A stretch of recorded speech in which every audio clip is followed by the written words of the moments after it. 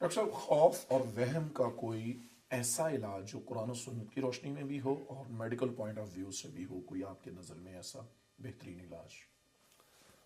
بہت اچھا سوال ہے. یہ وہم کیا ہے؟ میرے محترم بھائی اور بہنوں، ایک شیطان ہے، وہ جن ہے، اس کا نام والہان ہے. وہ جو والہان ہے وہ انسانوں کو وہم دیتا ہے، صحیح. وہ وہم ڈالتا ہے. آپ جہاں جاؤ گے اکارڈنگ ٹو سچویشن وہم ہوگا. آپ نے وضو شروع کیا تو وہ آ جائے گا، وہ کہے گا ہاتھ 2 دفعہ نہیں دھوئے، ابھی 1 دفعہ دھوئے ہیں. 3 دفعہ نہیں دھوئے، ابھی 1 دفعہ دھوئے ہیں. کلی 2 نہیں کی، 1 کی ہے. 3 نہیں ہوئی، 2 ہوئی ہیں.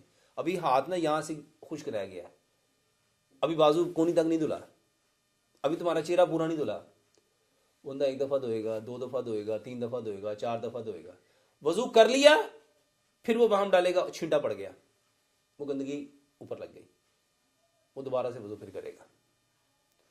واش روم میں گئے، آپ یورن پاس کر رہے تھے، اسٹول پاس کر رہے تھے، آپ نے 1 دفعہ دھویا، وہ وہم ڈالے گا نہیں صحیح نہیں دھلا، دوسری دفعہ کرے گا، پھر صحیح نہیں دھلا.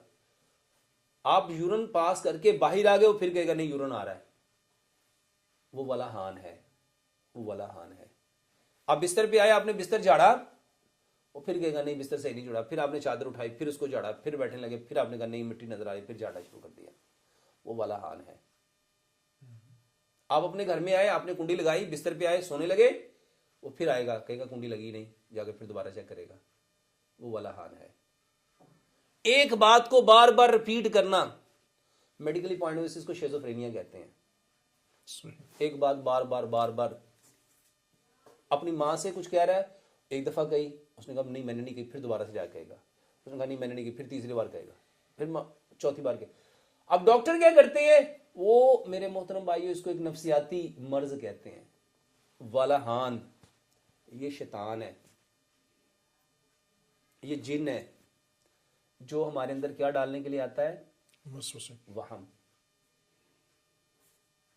اور بہت سارے لوگ ایسے ہیں، وہ نماز پڑھ لی، کہتے نماز پڑھی نہیں، وہ پھر دوبارہ پڑھتا ہے.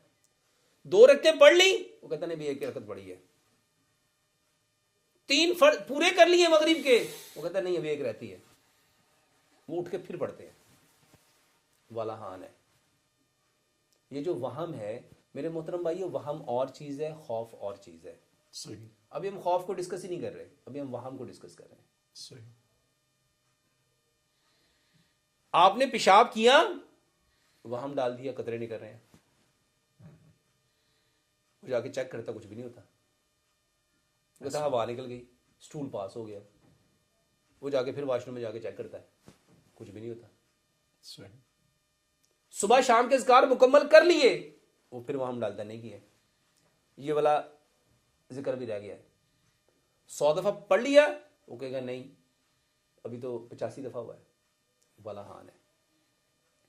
میرے محترم بھائی اور بہنوں، اس سے بچنا کیسے ہے؟ صرف ایک طریقہ ہے. ابھی اس کی بے شمار اور ٹرمز ہیں. میرے پاس ایک ڈاکٹر آتے تھے، اس کو ایک وہم تھا. وہ وہم کیا تھا؟ وہ ایک دن میں 8 بار اپنے گھر کا لاک لگاتے تھے. اللہ اکبر.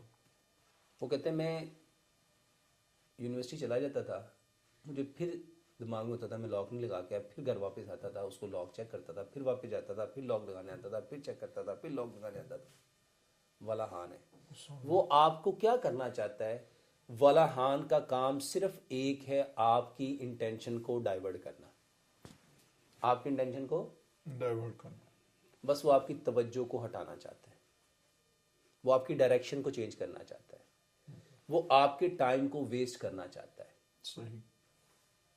یہ جو اسراف ہے، جو نبی صلی اللہ علیہ وسلم نے کیا فرمایا کہ تم اگر دریا کے کنارے پہ بھی وضو کر رہے ہو تو اسراف سے بچو. صحیح. یعنی آپ نے 3 بار کلی کر لی ہے تو چوتھی بار آپ کلی کر نہیں سکتے، یہ اسراف ہے. اب وہ شیطان آپ کو انکانشیس اسراف کی پریکٹس کروا رہا ہے. اللہ اکبر. وہ انکانشیس آپ کے ٹائم کو ویسٹیج کی طرف لے جا رہا ہے. صحیح. یعنی جو آپ کا لیئر ٹائم ہے، جو آپ کا بیسٹ ٹائم ہے، جس کو آپ اپنے سکسیس کے لیے یوٹیلائز کر سکتے ہیں، وہ آپ کو اس سے اسٹاپ کرنا چاہ رہا ہے، بالکل صحیح. وہ ولاحان ہے. اور انفارچونیٹلی ہمارے معاشرے میں وہی کو پڑھنا لوگوں نے ویسے ہی چھوڑ دیا.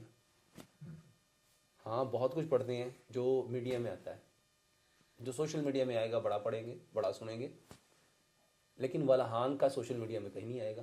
وہ جو خبث ہے جس کے بارے میں ہم واش روم میں جاتے ہیں کیا دعا پڑھتے ہیں، اللہم انی اعوذ بک من الخبث والخبائث. ہم نے کبھی جانا ہی نہیں. بیوی کے پاس جب جاؤ تو کیا کہو، اللہم جنب الشیطان جنبنی الشیطان. وہ جو جنب ہے، وہ جو جنبی کرنے والا شیطان. میرے محترم بھائی اور بہنوں، ہم نے یہ سیکھا ہی نہیں ہے. تو یہ جو ہمارے دماغ میں وسوسے جو وہم آتے ہیں وہ شیطان کی وجہ سے ہیں. اور شیطان صرف ایک وجہ سے حاوی ہوتا ہے، وہ ہے جب آپ کا رحمان سے تعلق کمزور ہو جاتا ہے. جب آپ کا اللہ سے تعلق کمزور ہو جائے گا وہ غالب آ جائے گا. طریقہ کیا ہے اس سے بچنے کا؟ طریقہ ایک ہے کہ سنت سے تجاوز نہیں کرنا. جو پیارے پیغمبر جناب محمد صلی اللہ علیہ وسلم نے کہہ دیا اس سے آگے نہیں پڑھنا. 3 بار دھونے کا حکم ہے، 3 دفعہ دھو لیا، دھلا ہے تب بھی، نہیں دھلا تب بھی.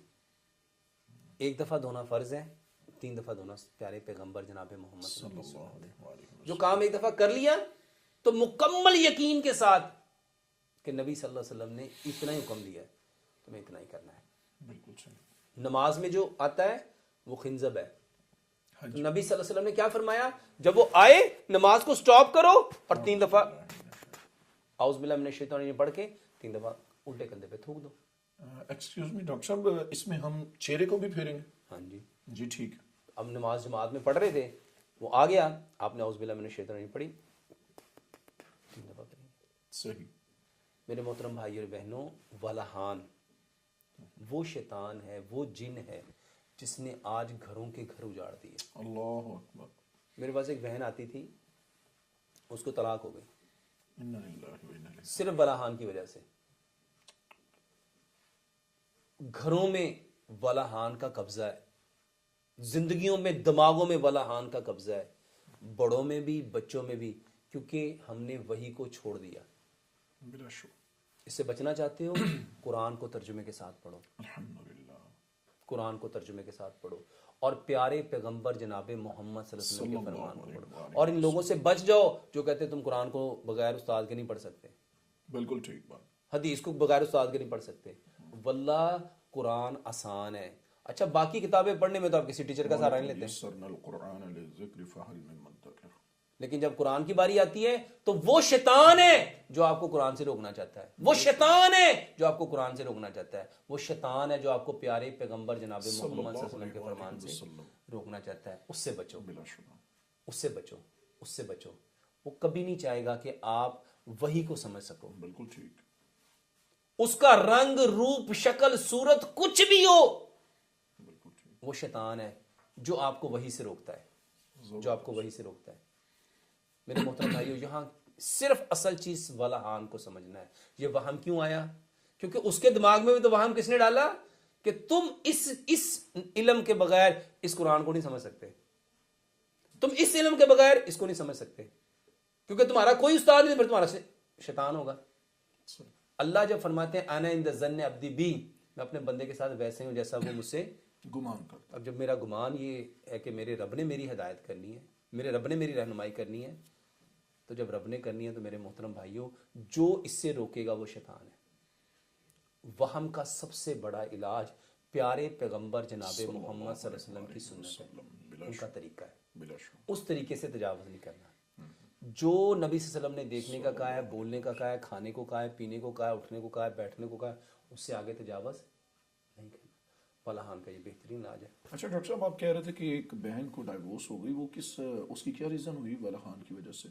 اس کو وہم ہوتا تھا. اچھا. وہ وہم کیا ہوتا تھا؟ صفائی نہیں ہوئی. اچھا اچھا. خاوند گھر میں آیا، وہ صفائی میں لگ گئی. ٹھیک. اس کو وہم ہوتا تھا کپڑے بھی الماری میں صحیح طرح نہیں رکھے، صحیح رکھے ہوتے تھے، وہ جا کے پھر دوبارہ سے کپڑے نکال کے پھر دوبارہ سے اس کو سیٹ کرتی تھی. ٹھیک. وہ دسترخوان پہ بیٹھا ہے کھانے کے لیے اور وہ روٹی آگے سے اٹھا کے لیتی، وہ شیطان کہتا تھا یہ صحیح پکی نہیں، ابھی اندر سے کچی ہے. آگے سے روٹی اٹھا کے لے گئی اور اس کی والدہ کہتی ہے کہ ڈاکٹر صاحب ہمیں سمجھ نہیں آتی کہ اس کو ہوتا کیا ہے.